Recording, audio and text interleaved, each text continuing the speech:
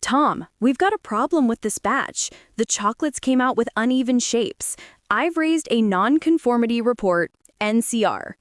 An NCR? Is it that serious? Yes, the deviation from the standard mold is too large.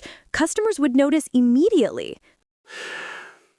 So, we'll mark this batch number as out of spec. Exactly. And we need to quarantine the pallets until we're sure none of them reach the market. I guess the root cause might be the new machine settings. We rushed the setup. That's possible.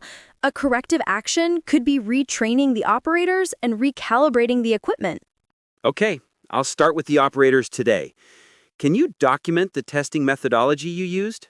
Already done. And don't forget, we have a quality audit next week. They'll check if we followed all procedures. Great timing. Let's make sure we pass with flying colors.